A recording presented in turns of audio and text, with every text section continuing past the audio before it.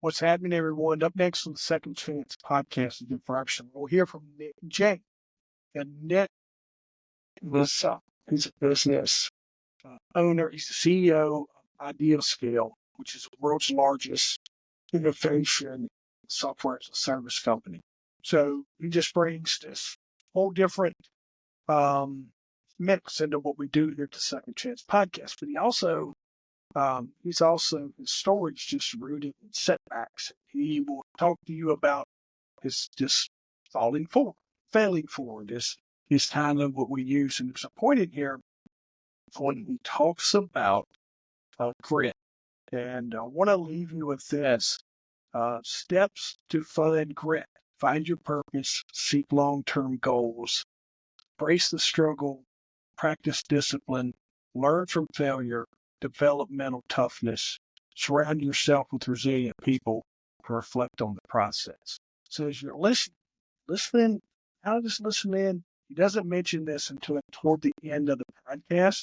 So make sure you take a second just to listen with those items in mind about you're mentioning grit. Just apply those items. All right. Find your purpose, seek long-term goals, embrace the struggle, practice discipline, learn from failure, develop mental toughness, surround yourself with resilient people, and reflect on the process or reflect on progress. Let me know what you think. Can't wait to hear from you. Thank you all for listening and tuning in. Appreciate you. All right, team, Second Chance is coming at you from all directions. This is exciting. This is today's episode is going to be probably one of the ones that ranks right up there with a lot of folks' favorites. Because in today's episode of the Second Chance podcast, we're sitting down with Nick Jain, CEO of Ideascale, the world's largest innovation software as a service company. From growing up poor in India to grinding his way into Harvard Business School, Nick's journey is filled with highs, lows, and a relentless drive to succeed. He led companies across the industries from trucking to men's fashion, and now is an evangelist for AI. He's transforming how major organizations innovate. We're talking about failure, resilience, and why brute force might just be the secret to success. So let's dive in today. Nick, thank you. Appreciate you scheduling with me. Can't thank you enough. Firstly, thank you for having me. It's an honor to be here and being a guest on your show. Thank you so much. Absolutely. We'll dive right in. Folks, for everyone listening, we're guarded to about 30 minutes of time here, maybe 40 if we can get it going good. We're going to scratch the surface and I'm going to get to know Nick alongside of our listeners today. And whatever we don't get to, we're going to jump back in here at some point in time and cover. But tell me this. When we talk about second chance moments, you faced a lot of challenges and failures, from not getting into business school to launching your a hedge fund that failed. Which of these experiences do you consider your second chance, and how did it shape where you're at today? Sure.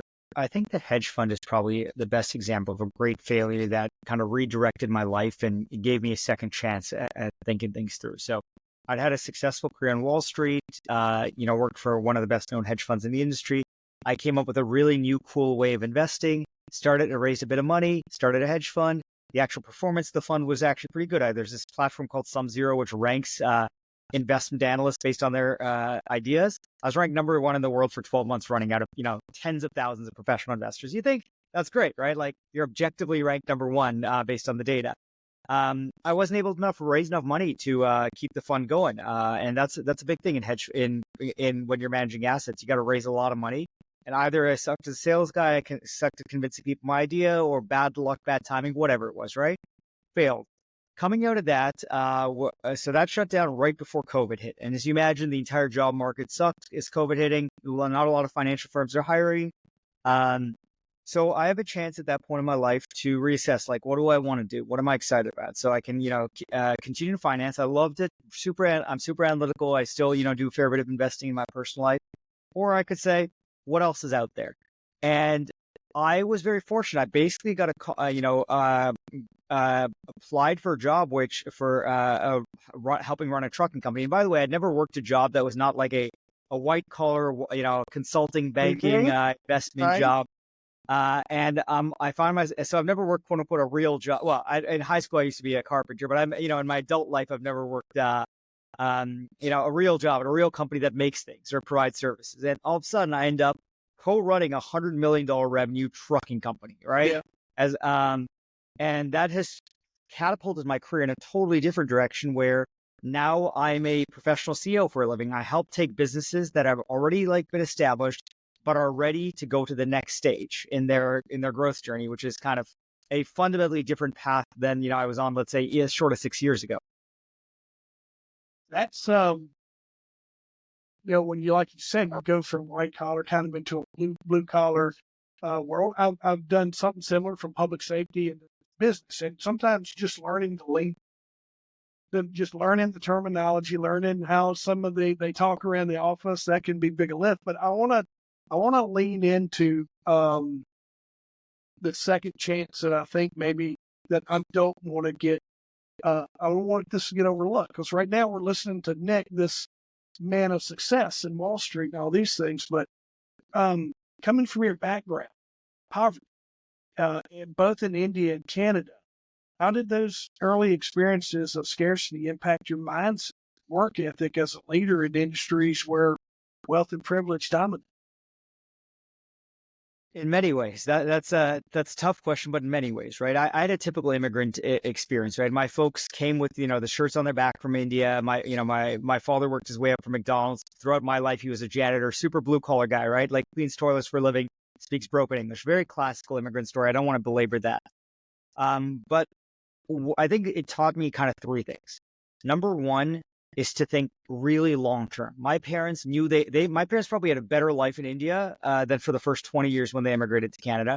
And yet they weren't thinking for their first 20 years of their life. They were thinking, okay, if we roll the clock forward 10, 20, 30, 40, 50 years, what's the chances does that give for our children like me, right? So number one, that immigrant mentality has taught me to think really, really long term rather than thinking about whether today's a crappy day. I may have had a crappy day today, but that doesn't change my vision or my motivation for the future. Number two is hard work, right? I think, look, I'm a smart guy, but that's not what I attribute success to. It's just brute force and grinding. I got into business school by starting a campaign of people writing into the admissions office to let this guy in. I got my jobs coming out of college by applying for hundreds of jobs. I'm in running the Ideascale, I work like 80 to 100 hours a week.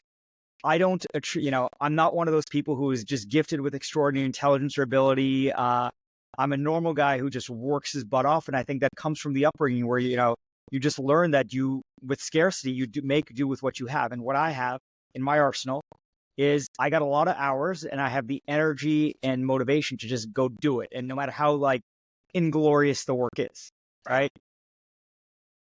Yeah, you touched on a thing I wanted to point out. Coaching business and a small business, not large scale, but coaching small business. I have to remind clients that we are to play that long game.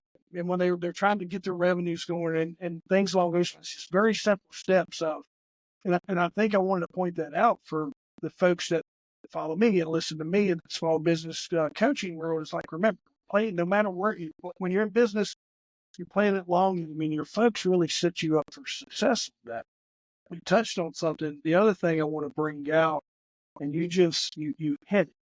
You talked about brute force, right? Can you share a specific moment where this relentless effort paid off in your career, particularly when it seemed like things wouldn't work out? Um, yeah, I'll give I'll give an example from Ideascale. Ideascale, look, we are the largest innovation software company, but we're still a small company in the grand scheme of things, right? I'm not Microsoft, I'm not Google, I'm not a ChatGPT yet. Maybe one day. But as a small company, that means there's a lot of inglorious tasks that need to be done, right? And you don't just because you're the CEO, it doesn't mean you get to get out of those inglorious tasks. And it's in fact probably a bad idea not to do that stuff. So, a lot of the stuff, especially for the first 6 months on this job, there was a lot of like particularly data cleanup. I'm a data oriented guy. I love numbers. I love thinking about things very analytically and quantitatively, including like fuzzy things like marketing.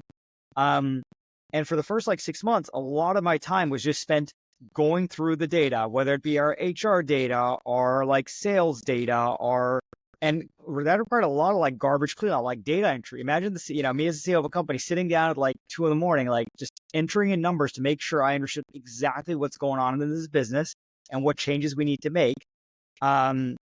And that was it. It takes a long time for anyone who's run a business, whether you're running a one-person business or a multi-billion-dollar business. When you make changes, you don't see the impact right away, right? It takes months, and you just have to have kind of faith and belief that what you're doing is right, and you will see the light at the end of the tunnel, right? You have to have almost a religious faith that what you're doing makes sense, because you don't see the results often of your blood, sweat, and tears for minimum weeks, but more realistically, months or years. I own a gym, and I coached fitness directly for a while, and then in business. You touch on two things that I've emphasized is I also own a pool. Both of those, all three of those things, two things that are business and fitness, is they're like owning a pool. You can go through, if your pool gets cloudy, you can go through a bunch of chemicals in it, but you got to give it time to work. And if you don't give it time to work, if you keep adding chemicals in it, it's going to be horrible. Same thing with fitness. You got to give yourself some grace to get in shape in your business. Yeah, you touch on it, but one of the things that you've done early on with your data and your analytical side that you're really good at, but you championed the use of large language models at Ideascale well before AI became the hype. And what convinced you that AI was the next big thing? And how do you see the future of innovation evolving at AI with it at the helm? Sure. So I had this one crystallizing moment in early, 2022. So ChatGPT has been out for like 3-4 months. I played around with, it's a cool technology. You can chat with me. You can write full sentences. That's great. So at that point, Ideascale did not have any social media presence, whatever, which is kind of odd for a company our size. Usually you have a social media person or somebody posting to LinkedIn or Facebook or whatever. We didn't. I'm sitting in Amsterdam in a bar. My wife and I are there for work. She's getting ready for a hotel I've got about an hour while she's getting ready and finishing up work before we go out, hang out with friends. So I'm down at the hotel lobby bar. I order a piece of pizza and order a beer. And I'm like, okay, I got an hour to kill. Let's fire up this ChatGPT thing and like try and build a social media like strategy. And within 45 minutes, by the way, I'm not great at social media. Within 45 minutes, in the time that takes my wife to like finish changing, finish up her work and come downstairs, me having a beer, with typing with one hand, I was able to create a fully fleshed social media strategy with the actual posts, images, etc. Knowing me, despite knowing nothing about social media, that then so I got this thing up and running and whatever, maybe it sucked. I don't know. Within the next few weeks, what happened was I gave our company account gained more followers, more likes than all of our competitors combined who'd been added, who had dedicated staff members. Imagine me working 45 minutes while drinking, outperforming guys who have or my competitors who may have a full-time like person working 2,000-3,000 hours a year. That was like a light bulb moment that this stuff is powerful. And immediately from that, we were like, okay, the case is proven. We are going to go all in on this in every part of the department, not to replace humans, but to dramatically augment. And then we use them in, some people loved it at Ideascale. Some people were like, we're more skeptical. It was one of the rare occasions where I just said, you're doing this because I'm the CEO. This makes sense. And so we adopted it. Pretty much every department here uses aggressively. Everyone here is encouraged to take prompt engineering courses. Especially for new employees, that's a skill that we demand you have, because if you can't use this stuff effectively, you're far less valuable in the job market than you could imagine. Like, I don't think people will be employable in the white collar workforce if they haven't mastered these technologies going forward. I'm right there with you. I teach it, I'm on the other end of the spectrum. I'm a high school graduate who's not had any formal education and been hopefully not quite midlife yet, right? But I am. I'm someone that's your average user, whatever, and everything you just said, I echo every room I'm in.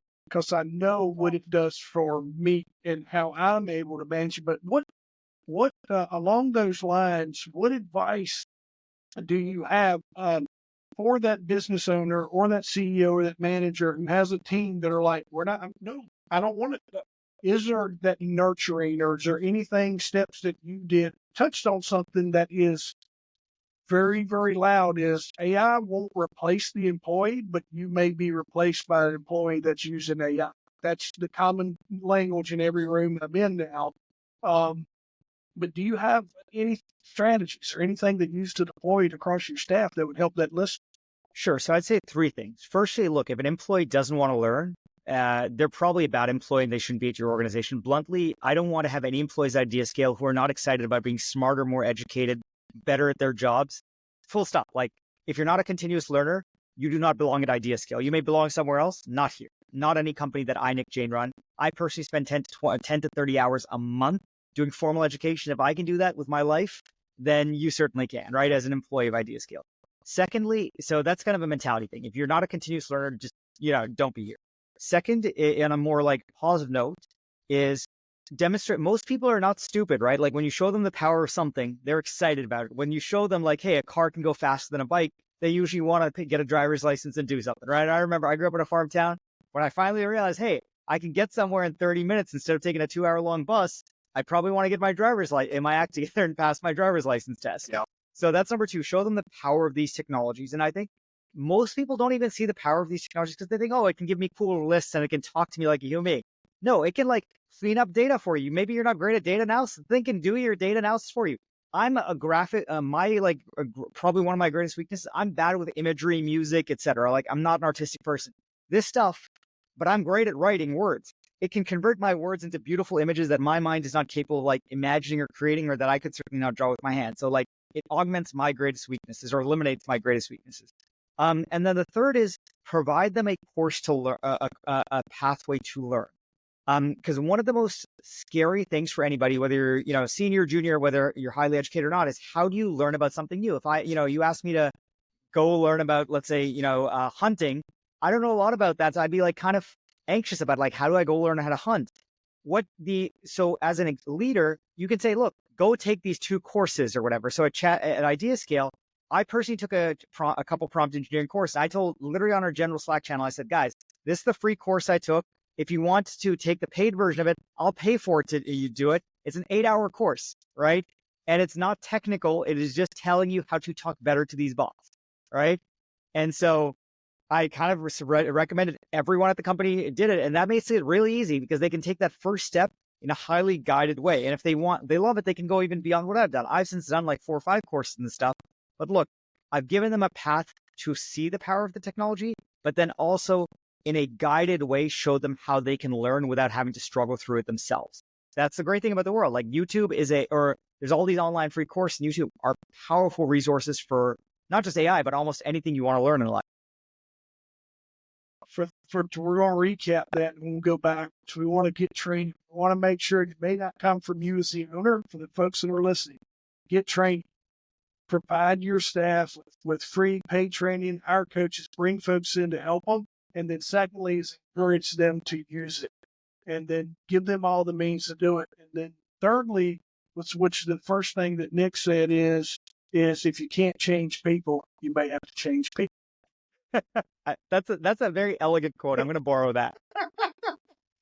If you can't change people, you might have to change people. I think, Ewing, I like the way you put that, and you're absolutely right, is if you have that team member that's that resistant on something, it's an underlying issue that we need to address coming from somewhere else. So, yeah, I'm spot on with you there. And for the folks that may be listening that can't watch this on video, you want to talk about a fellow that lights up when he's talking about something he's passionate about. Nick came to life during that AI conversation. The one thing, and we'll move forward. The one thing I'll tell you, you touched on it, is being on the other side of, but I have a ton of ideas in my head. I have a ton of thoughts. I have a ton of strategies. I have a ton of X, Y's, or Z's. This allows me, but here's the thing, Nick, I wouldn't be able to explain it to you because you're like, I don't understand what I'm trying to say. AI, when I sit down and just load my thoughts and my ideas into AI helps me craft the way I can talk, or it helps me create a strategy that I can implement or explain to someone to where it's explained. So there's other, yeah. Just what you said is actually a really important sentiment that I want to emphasize, that AI can help you communicate better. And I want to give a practical example from our software. Like, every software company was adding AI. The very first thing, our software helps people communicate their ideas to their bosses or their colleagues. One of the first things we discovered was uh, a lot of people have stage fright about communicating their ideas because they may not speak great English. They may say, I'm going to sound stupid. And so before we added any fancy AI features, we just said, look, it's going to reword your stupid language into something that makes you sound smart and take away your stage fright. So you sound like that great, charismatic, at least in writer. And that was like, it sounds like such a dumb case, but stage fright about not being able to communicate effectively really prevents a lot of people from sharing their great ideas. Yeah. You're spot on there. So hopefully we'll see that change. You've led companies in trucking, men's fashion, and now innovation software. What is the key to being adaptable across such different sectors? And what's the biggest lesson you've learned from jumping industries? Sure. So there's some consistencies across all forms of business, right? Businesses exist. They have certain commonalities. So like one is they all have HR, finance, sales, marketing, operations, right? Second, they have a service or product that hopefully creates value for its customers. And thirdly, a business is kind of like a machine. It operates under laws on how it makes money, right? At the simplest level, profits minus cost, but you can add more stuff into it to make and every business has a quote unquote equation. Actually, not quote unquote, it's actually an equation for how does it make money. In the software business, there's an equation that's got 4 numbers in it. And all you really need to do, everything you need to do, whether you're in marketing or engineering or whatever, has to affect one of those 4 numbers in the right way. Otherwise, it's pointless, right? It's called the customer lifetime value equation in software. There's a different equation for like trucking, for whatever, right? So for me, as I've moved between industries, the commonalities are, look, I master the equation for how that business makes money, and I make sure that I take the lessons and learnings from how to run a good finance department or HR department or whatever. What has been challenging as I move across companies is obviously learning and becoming an expert about those industries. That's the first biggest challenge, right? Like when I joined trucking is priced in a very, most of the people had grown up in trucking. The other executive at the company, he'd been built, his family had built a trucking business. He'd been born and raised in that. And so learning that level of like domain knowledge is very daunting. And when I joined, the shoe company, the two co-founders of the business were sneakerheads, right? They knew about sneakers. They dressed the part. So you're learning a lot of content knowledge quickly. That's difficult. And requires you to, again, sit down and grind and learn, because you are behind the curve. No matter how smart you are, no matter how, successful you've been, you still got to learn what you're doing, right? When you hop into a new field of life, right? You move to a new city. Doesn't matter if you're the greatest, most brilliant person in the world. You still got to walk around a bunch to learn the roads and paths, right? You got to learn the accents, the local, or the people. The second thing I think that I have increasingly appreciated is that good leaders need to be more prominent than I think is my natural inclination. So my natural inclination is to kind of sit in the background and make sure that like machines are like the company is running, people are happy, and kind of let other people be the face of the company. I think I've increasingly realized that it is important for executives to be more like visually active in the company and outside the company for morale reasons. That is something that I did not appreciate early in my career. I think I was effective at operating a company, but not appreciating like, hey, I could have done a lot better if I was more prominent, more vocal, rather than kind of stepping back. I don't like to be the front of the company because I feel like it's taking credit and glory, but turns out there's a valuable function for that in motivating people and getting people excited. Yeah. And if you don't do it, it's going to come from not everyone. You're the owner of the business or in the high level. No one is going to care as much about the business as you do, and that message has to come down. So absolutely, when you have that enthusiasm, hopefully the ice cream should melt all over everyone else. and and it gives you that effect. It raises the room. Yeah, I'm 100% with you on that. Well, we was talking about your hedge fund, and what that does is it gives us that just it's a brutal failure. Especially when you're at the top of your game like you were. And I want us to speak to that person who may be struggling. How did you bounce back mentally and professionally after that collapse? Um, and then did that failure help give you that unique perspective in your role at Ideascale? Sure, I'll say a few things. Number one is I had a good support network. I have a wife who supported me, financially through that entrepreneurial endeavor, the failure, and that was something I knew going in, that I have quote unquote a backup plan or safety net, not only financially but emotionally. Yeah. Number two is, the way my parents raised me, I'm not defined by my life outcomes, poor, or rich, whatever, right? Like, um, it does not affect my sense of self-worth if all my college classmates become millionaires and billionaires and I'm, homeless, that I'm still going to be happy as long as I have tried to live a good ethical life and done my best, right?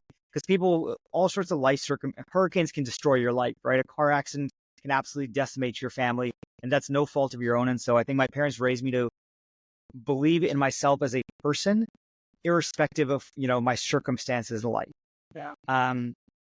The third was like, look, when my fund failed, it was like, okay, this sucked. I was on this amazing trajectory on Wall Street. I'm absolutely crushing it. I've been to like all these fancy schools, and I've had, a major meaningful failure that perhaps derails my entire life, right? That was a shocking realization. And like emotionally, like that was, I guess I would describe it as, it sucked, but I knew that there was always a way out, right? And the way out might be, look, might have to go. The rest of my life might be the only job I can get is going to be a McDonald's store manager. Would I really be unhappy at it? Look, maybe I didn't achieve my full potential, but I'm going to be fine, right? Like, I'm okay with my life outcome being, I'm going to run a McDonald's store and make $12 an hour. I will live and survive off that. That's fine for me. And then finally, like, practically going back to grinding, like, look, when, excuse my language, when like stuff went wrong, it was the only way out of this is I'm going to work my butt, off to get out of this, because no one else is going to do that for me. No one else can do it for me. My wife, like, wonderful person, but she cannot get me out of she can't help me find a new job or start a new fund or whatever, right? Like, you got to do that for yourself. No, that ownership mentality. You are whether you're an owner of your company or owner of your own fate, you're the only one who can, ultimately change your circumstances in life as well as your mental attitude. And that was my approach, that like, I'm just going to grind my way out of this, whatever it takes. You fail forward. I wouldn't quite say fail forward, but like fail gracefully. Yeah, that then it sounds like a really amazing, like it probably was. I'm like you, I don't have a good word for this, but it was probably hell going through it. And now that when you're on the backside of it, you're kind of like, really, I'm glad I got these lessons. There's tons of lessons in there. And then the other thing you were saying is you really, when you go through those failures, you really learn that you're the problem, you're the solution. And you can reverse those anytime you want to. You can be the solution and the problem. And but I think as you go through those failures and those setbacks, you really, really learn who you are, and all that drive and that brute force comes out. That takes me that all of that brute force and who you are, but it also takes me to this. You like to play poker competitive. So that's that same type of drive, but it's a game of skill and psychology. Do you see any parallels between poker and running a successful company like Ideascale? Go ahead. Yes. So look, poker, boils down to four things. Ties in. Actually, let me back up. There's a couple things. Firstly, look, I'm a competitive person. I like, in anything in life, I like to compete. It gives me joy, right? Whether I win or lose, the act of competing is great. So poker touches that part of my brain. Second, there's a lot of math involved in poker. That's it's something I'm passionate about. That's what I studied in college. I love math for math's sake, right? And I do the crazy, beautiful mind stuff, right? So poker is really good at that. And number three, poker apply or use what requires you to understand risk. Requires you to understand risk, because you may have the greatest hand in poker, even pocket aces. You're not going to win 100% of the time. People like often complain when they lose with pocket aces, but turns out pocket aces beat like a pair of threes only 80% of the time. That means 1 out of 5 times you could have done everything right, greatest hand in poker, and you're going to still lose. And what that forces you to do is manage risk and think in terms of expected value as well as managing downside risk. And that's an important skill in business, right? You like all three of those. Number one, if you think about a good CEO, he or she should be competitive. They should want themselves to win. Should want their company to win. They want to be out there and beat their competitors. I want that, right? My company's the best. I'm going to go out there and beat every other company in the market. And that's why we are number one. Number two, you want somebody who's analytical. Emotions are important, empathy is important, but you don't want a executive who is entirely leading based on emotions and gut feel. You need some analysis, right? Some substance and some math behind it, or at least I do. I don't want to. It's somebody who's responsible for my livelihood, who is running a company based on his or her feelings. And third, you want someone who has an appreciation of both expected value and risk. Right? When you make a business decision, you're ideally making what's called an ROI positive decision, return on investment. You're hopefully, if you're putting in $1, you're trying to get $1.10 or $1.20 out minimum, right? But while trying to get the $1.20, you don't want to be betting the farm to make 20 cents a profit or whatever, right? So there's that risk management, risk reward thing, and accounting for the fact that like the risk also requires you to understand that I could do everything right, and yet this could blow up in my face. How do I protect myself from, not myself, but my company, right? So when Ideascale makes decisions, we never bet the farm. So we never wake up one day and realize we have to lay off our staff. A lot of tech companies over the last, 2 years have had to have massive layoffs because they thought, oh, it's great. Everything's going to go great forever and ever and ever. But they didn't manage what happens if the world changes. That's why we, have grown and not had layoffs, despite almost every other tech company sucking over the past 2 years. It's really that's kind of very ties in well, like poker versus good business leadership ties in a lot of the same skills. Yeah, absolutely. You touch spot on. You can hear your passion about all those things. My last question, and this one, I think as I've aged, I think it's having kids myself. It's super important, and I love for everybody's ears to perk up. But for young entrepreneurs grinding their way through setbacks and challenges, what advice would you give them about resilience and the importance of persistence? I'll give 2 pieces of advice. Firstly, I forget whether it was West Point or one of the other military academies did a study on what predicts success most in life. And the characteristic they found wasn't IQ, wasn't like, they found it was grit, right? The word they used was grit. And I think it was West Point, right? They ran studies on tens of thousands of cadets, highly disciplined people, but, some West Point people go become CEOs and others have troubles in life. And the most differentiating factor was grit. And grit helps you get better grades, helps you have better relationships, get a better job, be more impactful, whether in the boardroom or in a war room. And 2 things, right? Grit is a learnable skill. Number 1, right? There, you just go ask ChatGPT or Gemini or whatever. How do I learn grit? So that was number 1. Like grit matters more so than intelligence, right? Doesn't matter if you were born with 190 IQ. Grit actually matters a lot. Second, it's learnable. You can go learn the steps for grit from ChatGPT. Again, this is not me. This is like a study of tens of thousands of the best cadets at our nation's military academy. The second is, don't credit yourself too much with either your failures or successes, right? When you succeed, a lot of other people's effort and a lot of random chance went into your success. A lot of who becomes a billionaire is they were at the right place at the right time. Is Jeff Bezos smart? Yes. Were there a lot of other smart people around like Jeff Bezos trying to do the same thing in the early 90s? Yes.